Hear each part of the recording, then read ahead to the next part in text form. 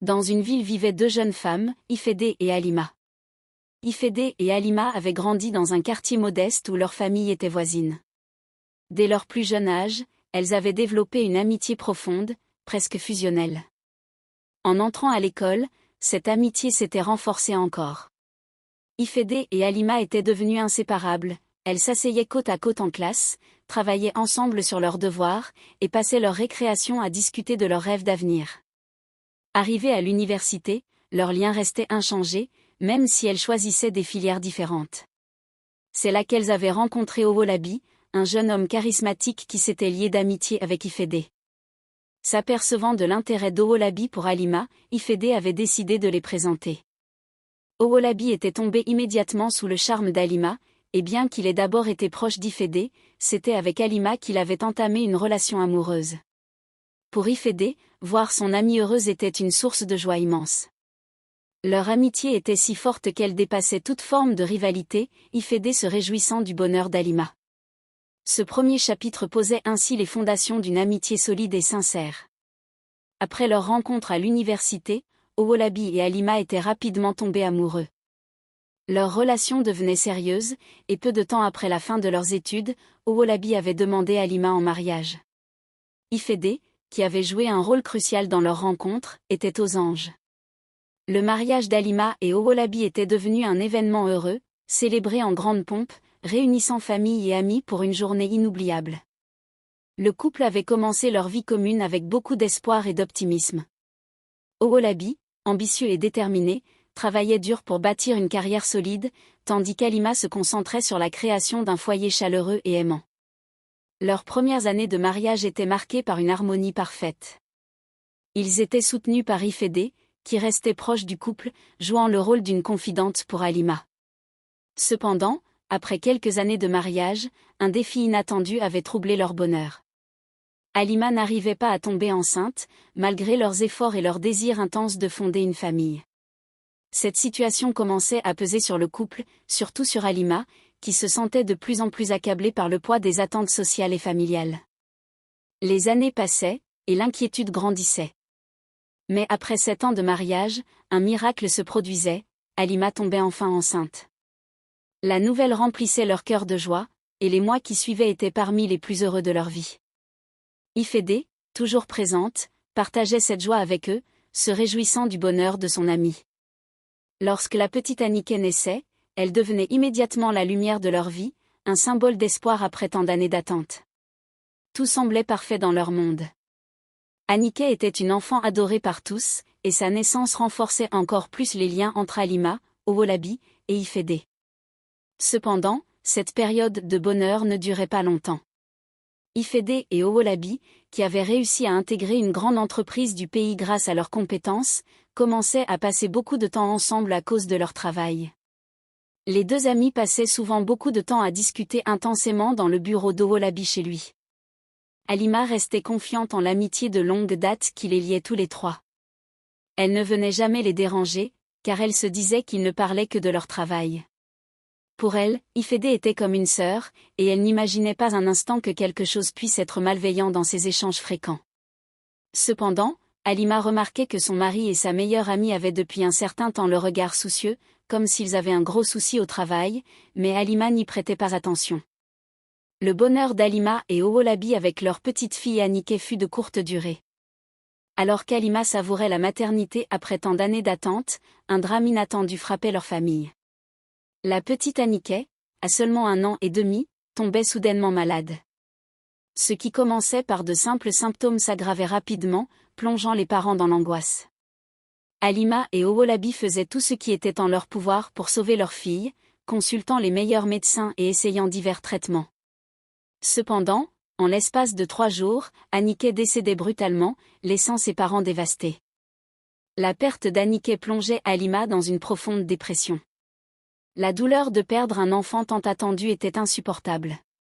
Halima commençait à délirer, obsédée par le souvenir de sa fille. Sa souffrance était telle qu'Owolabi, ne sachant plus comment l'aider, décidait de l'interner dans un centre psychiatrique pour qu'elle puisse recevoir des soins adaptés. Pendant les 4 mois qu'elle passait dans cet établissement, Owolabi et Ifede lui rendaient visite régulièrement, essayant de lui apporter du réconfort et de l'aider à retrouver un semblant de paix. À son retour à la maison, Halima était loin d'être guérie, mais elle se sentait un peu plus stable. Cependant, quelque chose avait changé. Elle remarquait que son mari et Ifede passaient de plus en plus de temps ensemble, souvent seuls dans le bureau d'Owolabi, à discuter à voix basse. Ce qui au début semblait normal, étant donné qu'ils travaillaient dans la même entreprise, commençait à éveiller des doutes en elle. Owolabi et Ifede paraissaient souvent préoccupés, et leur discussion semblait s'intensifier, sans qu'ils ne partagent beaucoup de détails avec Halima. Halima, bien que naturellement confiante envers son mari et sa meilleure amie, commençait à ressentir un malaise grandissant. Des pensées troublantes envahissaient son esprit. Pourquoi Ifede et Owolabi passaient-ils autant de temps ensemble? Pourquoi semblait-il parfois éviter son regard lorsqu'elle entrait dans une pièce? Un soir, alors que les doutes d'Halima sur la relation entre Owolabi et Ifede atteignaient leur paroxysme, elle décidait de les surprendre en pleine conversation. Ce jour-là, alors que les amis discutaient dans le bureau d'Owolabi, Halima, guidée par une intuition sombre, choisissait de ne pas entrer par la porte principale. Au lieu de cela, elle passait par la porte de derrière, une porte souvent laissée ouverte, espérant entendre ce qui se disait. Arrivée près de la porte, elle tendait l'oreille et entendait des mots qui la figèrent sur place. Owolabi confiait à Ifede qu'il regrettait profondément le sacrifice de leur fille Anike, avouant à quel point elle lui manquait. Ifede, d'une voix froide et détachée, lui rappelait que c'était le prix à payer pour obtenir la promotion tant désirée, et que sans ce sacrifice, il ne serait pas à son poste actuel. Ces mots frappaient Halima comme un coup de tonnerre. Sous le choc, Halima comprenait soudainement ce qui s'était réellement passé. Les pièces du puzzle se mettaient en place dans son esprit, la mort soudaine et inexpliquée d'Anike, la promotion rapide de son mari 2 semaines après, les discussions secrètes entre Owolabi et Ifede. Elle se rendait compte avec horreur que son propre mari et sa meilleure amie avaient sacrifié sa fille, leur propre fille, pour obtenir des avantages professionnels. Terrifiée et dévastée, Halima retournait dans sa chambre, tentant de comprendre l'ampleur de ce qu'elle venait de découvrir. La douleur de cette trahison était insoutenable, mais sous le choc, elle savait qu'elle devait agir. Cependant, elle était déchirée entre la colère et la douleur, se demandant comment elle pourrait faire face à la vérité, et surtout, comment elle pourrait rendre justice à sa petite Anike. Dévastée par la révélation de la trahison de son mari et de sa meilleure amie, Halima se repliait sur elle-même, mais avec un courage glacé, elle commençait à sortir de sa douleur. Après des jours d'introspection et de planification minutieuse, Halima élaborait un plan pour piéger Owolabi et Ifede. Elle décidait d'organiser un grand festin à la maison, sous le prétexte de célébrer son rétablissement après sa dépression. Owolabi et Ifede acceptaient l'invitation sans se douter de ses véritables intentions. Le soir du festin, Halima mettait tout en œuvre pour que la soirée paraisse joyeuse et normale. Elle préparait leurs plats préférés, servait des boissons, et engageait des conversations légères. Pourtant, dans son esprit, chaque moment était calculé, chaque geste avait été planifié. Pendant le dîner, elle avait versé discrètement une dose de somnifère dans les verres de son mari et de sa meilleure amie. À mesure que la soirée avançait, les deux avaient commencé à sombrer dans un sommeil profond, sans soupçonner ce qui les attendait. Une fois qu'ils avaient été endormis, Halima avait fouillé leur téléphone portable, cherchant des preuves de leur culpabilité. Ce qu'elle avait découvert avait dépassé ses pires craintes, des échanges de messages détaillant comment ils avaient planifié le sacrifice de la petite Anike avec l'aide d'un féticheur. Halima avait pris des captures d'écran des conversations incriminantes et s'était rendue directement à la police.